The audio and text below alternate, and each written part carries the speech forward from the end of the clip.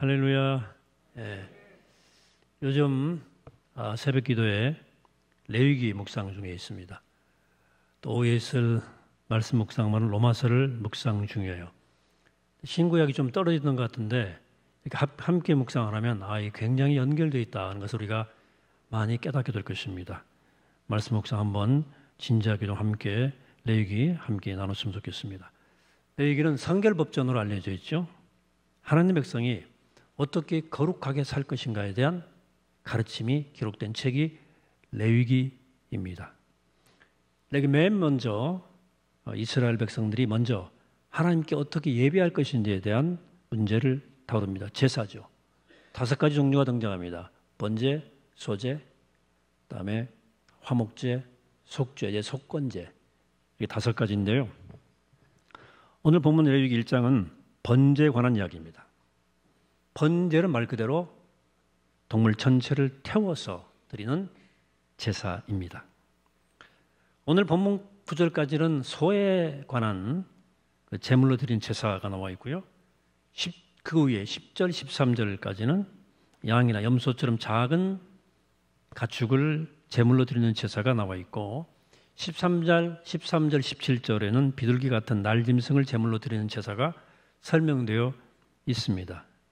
유대인들은 각자의 형편에 따라서 제사와 제물의 방식을 선택할 수 있었습니다.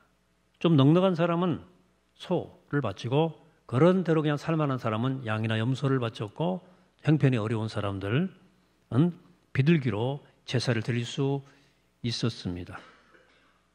번제 형태는 제물이 무엇이냐에 따라 조금씩 차이가 나지만 큰 틀에서는 큰 차이가 없었어요. 우선 제사 드리는 제주와 제사장의 역할이 분담되어 있습니다. 우선 오늘 본문에 소개된 소를 제물로 드리는 제사를 좀 살피도록 하겠는데요. 3절에 따르면 소를 제물로 드릴 때에는 흠이 없는 수송아지를 수소를 제물로 드려야 됩니다. 제사를 드리는 이는 소의 머리에 안수해야 돼요. 자신의 죄를 소에게 전가해서 소가 자기를 대신해 죽는다는 사실을 상징하는 모습입니다. 4절에 따르면 그 소를 바침으로 죄를 용서받게 된다고 되어 있습니다. 안수 후에 그는 그 소를 또 이제 잡아야 돼요. 안수한 다음에 때려잡습니다. 우리가 여기서 혼돈해서 안 되는 것은 소를 잡는 일은 제사장이 하는 일이 아니다. 제주, 제사를 드리는 이가 하는 일입니다. 제사를 드리는 이가 구체적으로 어떻게 그 소를 뭘로 어떻게 때려잡았는지에 대해서 자세한 설명은 없지만 칼인가 도끼인가 망치인가 없지만 어쨌든 소나 양이나 염소나 제물을 담는 일은 제사 드리는 사람의 몫입니다. 그리고 제사장의 역할은 제사 드리는 이가 가져온 소의 피, 회막문 앞 제단 사방에 뿌리는 일입니다. 피 뿌렸어요. 피는 생명의 근원입니다. 피를 뿌린다는 것은 생명의 주인 되신 하나님께 생명을 드린다는 뜻이에요. 그 다음에 다시 제사 드리는 이가 소의 가죽을 벗기고 각을 뜹니다. 자신의 위선과 형식적 신앙의 껍질을 벗기는 심정으로 가죽을 벗겨내요. 또 손댈 것, 안 될 것 구분 없이 마구잡이 손대고 안 갈 곳, 간 곳, 갈 곳, 안 갈 곳 마구잡이 드러나던 죄를 생각하면서 앞다리, 뒷다리를 쳐냅니다.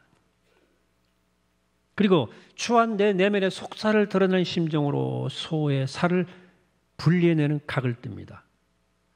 그러면 제사장은 제단 위에 불을 붙인 뒤에 불이 잘 타도록 나무를 버려놓죠. 그리고 각을 뜬 소의 살을 나무에 올려 놓습니다.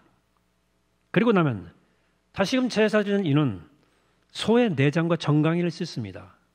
내장을 꺼낼 때 내 안에 부패한 부정한 생각과 욕망을 끄집어내는 심정으로 그렇게 하는 거예요.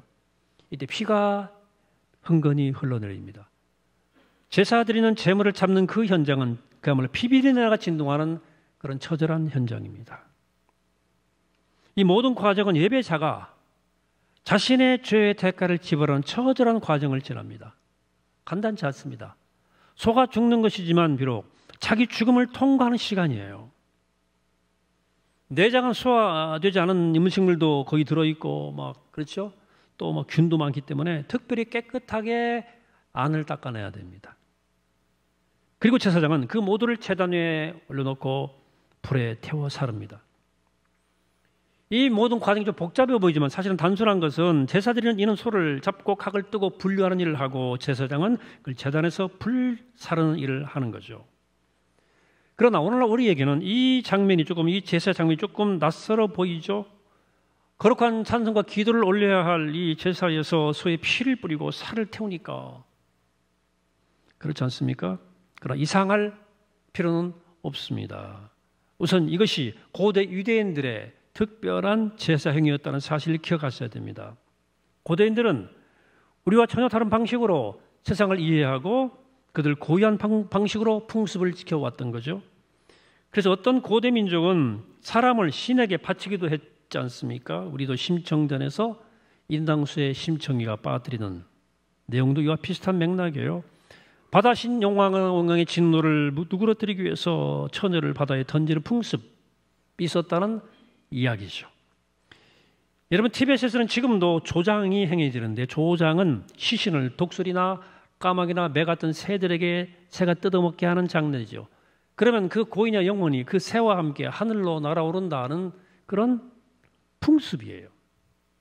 어쨌든 이 고대 유대인들의 제사 형식인 이 번제, 즉 소를 잡아서 피를 뿌리고 불에 태우는 유대인들의 제사 의식에서 중요한 것은 이렇게 제사를 드리는 방식도 중요하지만 이 제사를 드리는 이유에 있습니다.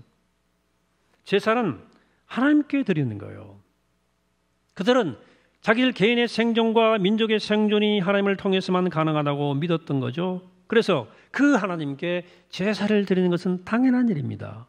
오늘 우리도 예배를 이렇게 드립니다. 그리고 왜 예배를 드리죠? 예배 꼭 드려야 되나요? 예배를 뭐 안 드린다 그래서 갑자기 특별한 일이 일어나는 것은 아니에요. 어떤 이들은 주일 성수라고 하는 것을 말을 주술처럼 생각하는데 그래서 간혹 주일을 지키지 않았다가 큰 사고 당했다는 말을 하는 분들이 있긴 있는데 꼭 맞는 말은 아닙니다. 물론 주일을 안 지켜서 신경이 좀 쓰이고 내 마음에 걸려가지고 신경이 쓰여서 엉뚱한 실수를 할 수는 있어요.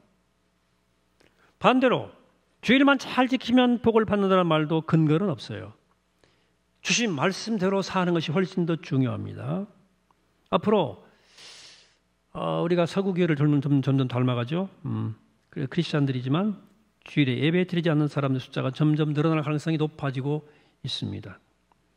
오늘도 연휴가 시작되는 이번 주 중에 있고 다음 주가 긴 연휴여서 저 같은 목사들은 좀 신경이 쓰여요. 어떻게 예배의 모습이 어떨까 살짝 신경이 쓰기도 하죠. 갈수록 주일을 가볍게 여기고 또 소홀히 하는 경향이 조금 점점 강해지고 있죠. 별로 바람직하지 않아요. 그러니까 주일 성수를 율법적으로 또 주술적으로 따르는 것도 문제지만 주일을 지키는 것을 소홀히 하는 것은 더 큰 문제다. 여러분, 예배가 뭔가요? 예배가 우리 신앙이 제대로 서기 위해서는 이 예배 본질에 대한 깨달음이 확고해야 됩니다. 예배는 삶의 근본을 향한 성찰과 인식에서부터 비로소 시작되는 거예요. 소를 드리는 제사 순서에서 제사 드리는 이가 소의 머리에 손을 얹는 행위, 제사장이 피를 뿌린 행위를 한번 잘 살펴보았으면 좋겠네요. 먼저 안수를 생각해 봅시다. 안수. 네. 안수는 아까 말씀드린 것처럼 소에게 죄를 전가하는 행위입니다. 그러니까 소가 사람을 대신한다는 거예요. 소가 사람을 대신해 죽습니다. 이를 통해서 그 사람이 죄가 용서를 받습니다. 속죄 사건이 일어난다 그 말이에요. 그럼 왜 속죄가 필요하냐? 죄가 인간의 삶을 파괴하는 악한 힘이기 때문이에요. 이게 해결 안 되면 인간은 생명의 풍요로움을 얻을 수가 없어요.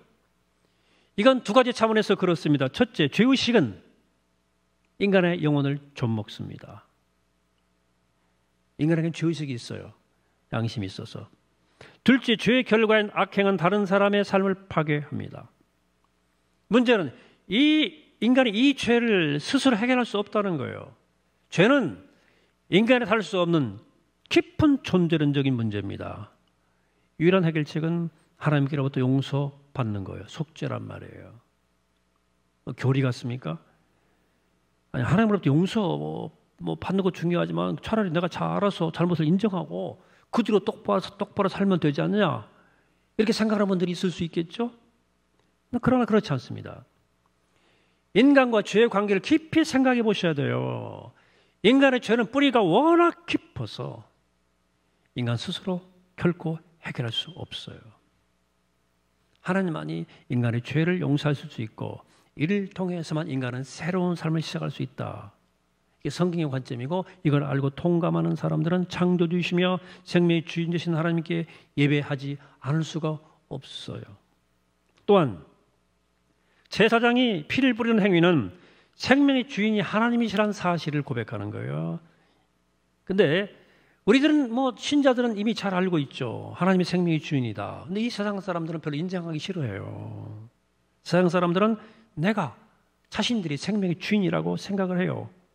신자들도 생명의 주인이 하나님이시라고 겉으로는 그렇게 끄덕끄덕거리지만 실제는 별로 그렇게 생각지 않은 사람도 꽤 많습니다. 여기에는 현대 문명의 책임이 커요. 여러분, 하루의 삶을 쭉 한번 돌아보시고 어떻게 시작되고 어떻게 정리되는지 한번 생각해 보세요. 물론 여러분들 기도로 시작하죠. 기도로 마무리하시겠죠. 보통은 자기가 성취해야 할 일에 온통 사로잡혀 있습니다. 세상은 넓고 할 일은 많아요. 백수도 과로사예요. 남보다 조금 더 큰 업적을 세워야 돼요. 그러므로 내가 내 삶을 주도해야 합니다.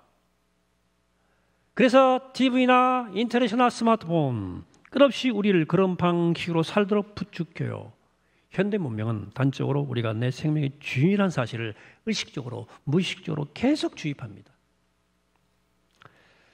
그러나 이건 착각이에요. 사람이 생명의 주인이 아닙니다. 여러분, 내 생명 내 마음대로 됩니까? 내 목숨 아무리 열심히 노력해도 내 뜻대로 내 생명 계속 유지할 수는 없어요. 우린 결국 가야 할 곳으로 다 가야 돼요. 우리 한평생이라고 하는 것 순식간에 지나갑니다. 여러분, 지난 40년, 60년, 70년, 80년 어떻게 인생 지나가셨나요? 저도 쑥 지나갔어요. 앞으로 그렇게 지나갈 겁니다. 이렇게 100년이 흐르고 1000년이 흐르고 10,000년이 흐르겠죠. 10만 년도 흐르겠죠. 그때 우리가 이 시간 공간 속에 남아있을까요? 그 장구하고 거대한 흐름 속에서 우리의 삶은, 우리의 시간은, 지금 존재하는 모든 것들은 잠정적입니다. 잠시라고요. 유한해요. 우리가 만들어 놓은 이 자랑스러운 모든 것, 생각하는 모든 것들은 다 사라지는 거예요. 이런 마당인데 그러고도 우리가 인생의 생명의 주인이라고 우기시겠습니까?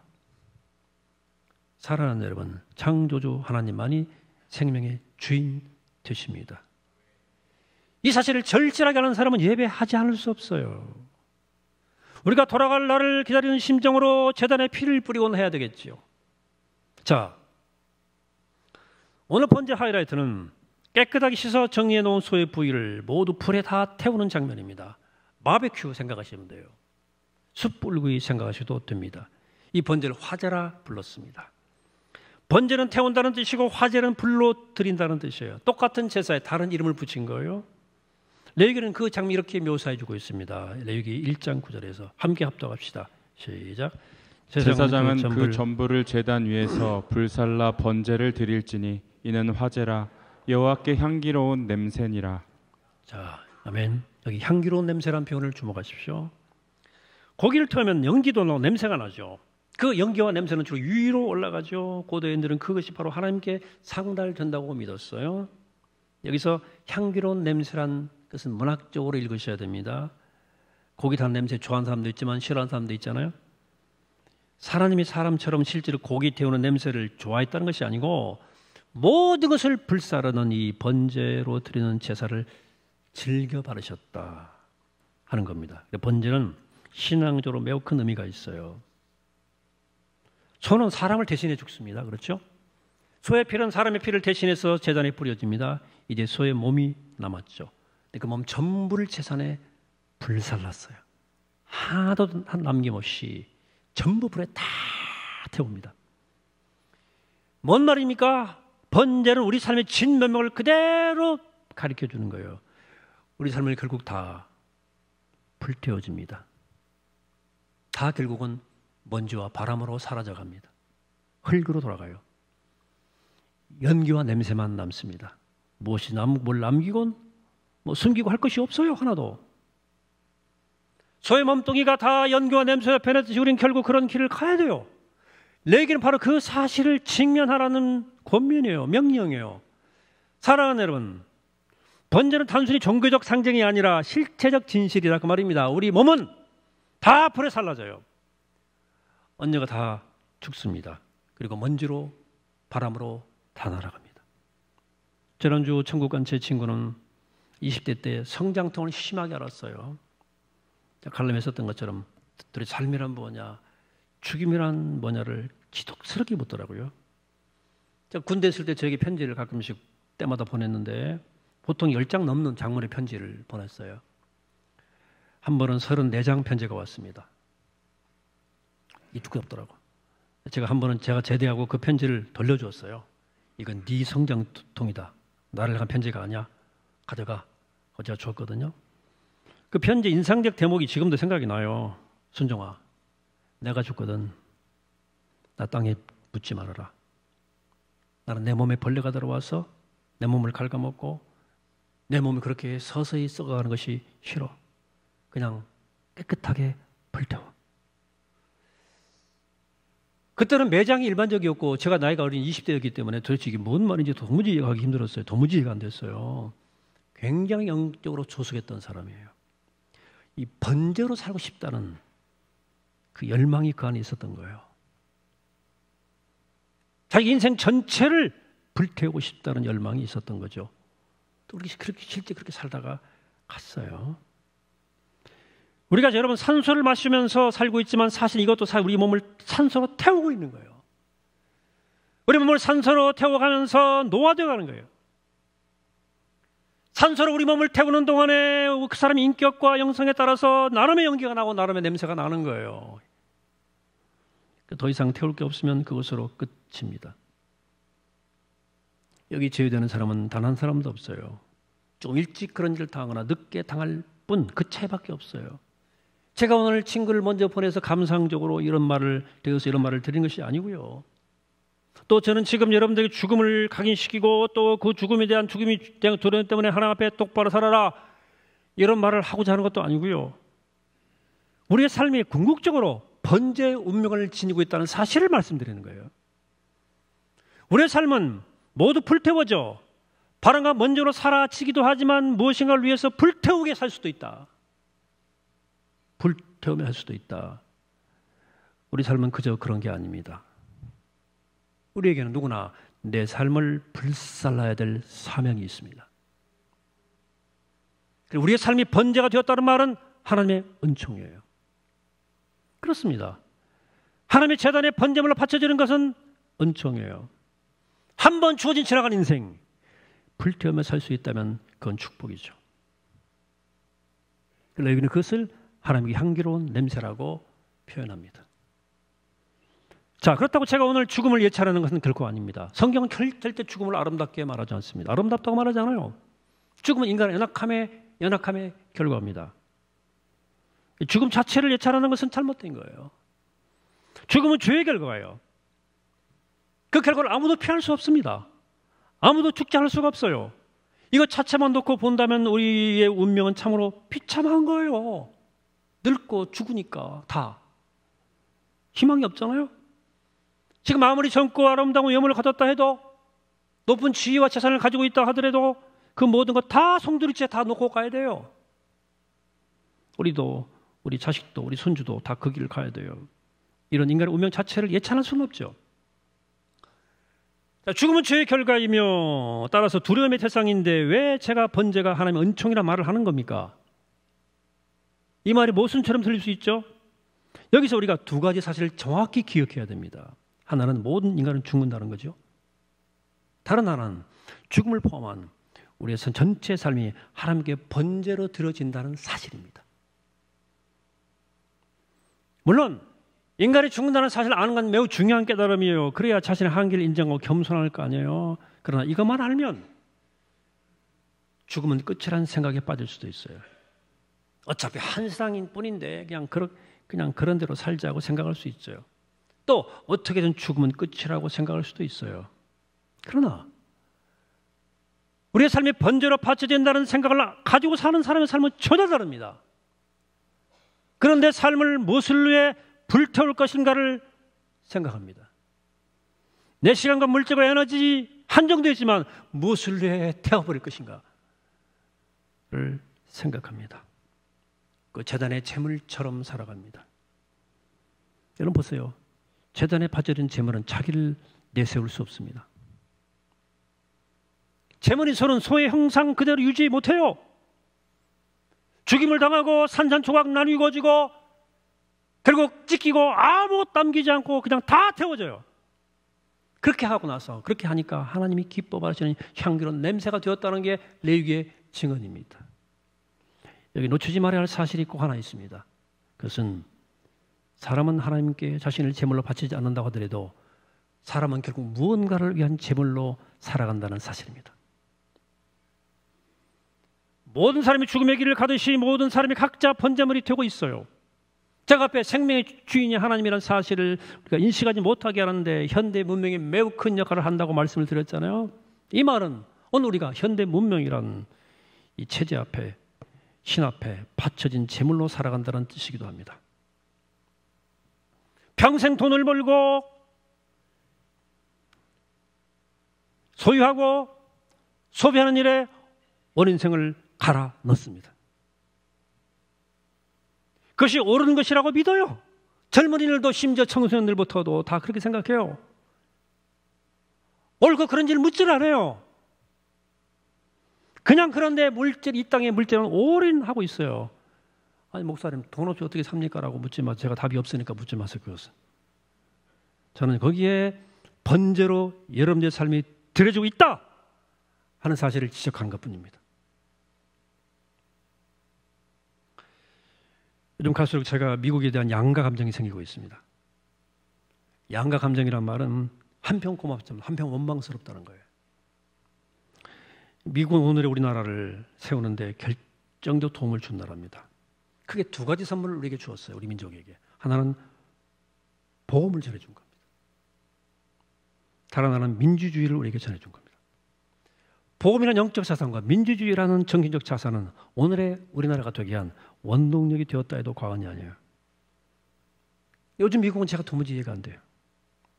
관세를 막 마구잡이로 올리고 뭐 대미 투자로 3,500불을 490조를 내라 그러는데 지난주는 그거 선불이다. 현금으로 당장 달라는 거예요. 우리나라 외환 보유고의 80%입니다. 이거 집행되면 우리나라 바로 외환 우기 옵니다. 외환 우기 오면 우리나라 금융업 다 넘어가요.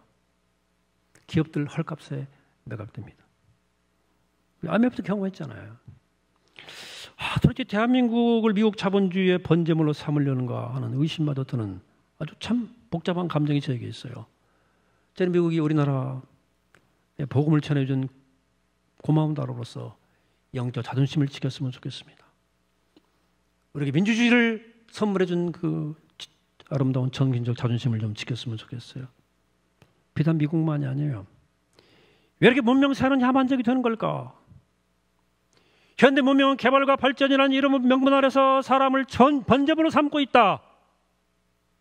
또 인간은 기꺼이 그 물질을 위해서 기꺼이 재물이 되고 있다.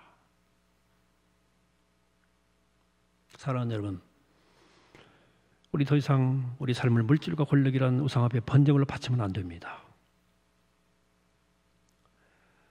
하나님께 바쳐야 됩니다. 소명의 삶을 살아야 돼요. 그렇지 않나요? 문제는 우리가 우상과 하나님을 구분하지 못한다는 데 있어요.